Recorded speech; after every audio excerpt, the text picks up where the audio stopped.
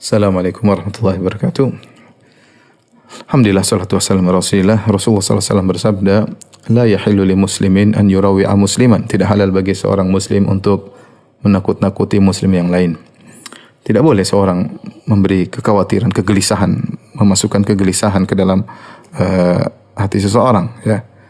Kalau memang ada suatu hal yang jelas, yang memang benar-benar menakutkan, tidak apa-apa sebagai bentuk nasihat. Seperti misalnya terjadinya virus corona, para pakar berbicara, WHO berbicara, ya, kemudian pemerintah berbicara untuk menjelaskan ini berbahaya, kemudian memberikan solusi seperti social distance dan yang lainnya, maka itu bagus, ya. Benar-benar suatu yang menakutkan dan perlu disikapi, ya. Kemudian juga misalnya para dai berbicara di musim corona ini segera bertobat kepada Allah sebagai bentuk menghadapi wabah yang menimpa, dengan memperkuat hubungan dengan Allah Subhanahu wa taala, meninggalkan dosa-dosa, maka ini baik. Kita perlu dai-dai yang mengingatkan manusia di musim seperti ini untuk kembali kepada Rabb mereka, karena tidak ada yang terjadi kecuali dengan izin Allah Subhanahu wa taala. Tapi tatkala kita berbicara tentang suatu hal yang tidak jelas, ya, Allah sudah menegur, kata Allah, wala taqfu ma laysa laka bi'ilm inna sam'a wal basara wal fuada kullu ulaika kana anhu mas'ula. Janganlah kau mengikuti sesuatu yang tidak ada ilmu, ya, tentangnya. Sungguhnya pendengaran, penglihatan dan hati akan diminta pertanggungjawaban oleh Allah Subhanahu wa taala. Contoh seperti mengkaitkan dentuman yang terjadi, yang terdengar, ya, kemarin malam atau beberapa hari yang lalu, ya, di Depok atau di Jakarta. Kemudian menafsirkannya bahwa sini tanda akan terjadi sesuatu. Ini kan bicara tentang hal yang gaib. Ya, maka jangan kita berani seperti itu. Kemudian mengatakan bahwa kondisi atmosfer atau langit, atau kemudian adanya gunung-gunung yang mulai tanda-tanda akan meletus dan yang lain, ini bertanda akan terjadi sebentar lagi akan terjadi hari kiamat. Kemudian akan muncul tanda besar hari kiamat, adanya dukhan, ya. Maka ini semua perlu pembahasan yang benar, ya, bukan hanya sekedar menduga-duga sehingga memberi rasa takut kepada kaum muslimin, ya. Apalagi kemudian menyuruh kaum muslimin untuk segera berhijrah, segera bertindak menghadapi isu yang belum tentu benar ini, ya. Kemudian mengatakan harus kita berhijrah ke tanah Mekah misalnya untuk bergabung dengan Imam Mahdi, akan muncul Dajjal, dan ini perkara yang benar-benar menakutkan, ya.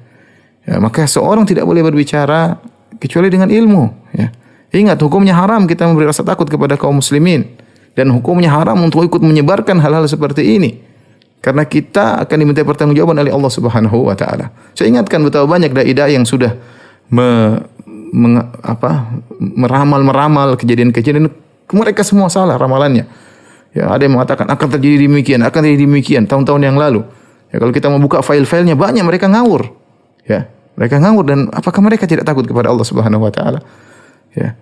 Kalau memang kondisinya sudah benar-benar, kemudian sudah dalilnya jelas, nyata, kita boleh berbicara. Adapun hanya menduga-duga, maka ini tidak boleh. Yang benar sekarang ini kita menyuruh orang-orang kaum muslimin untuk kembali kepada Allah, bertobat kepada Allah Subhanahu wa taala.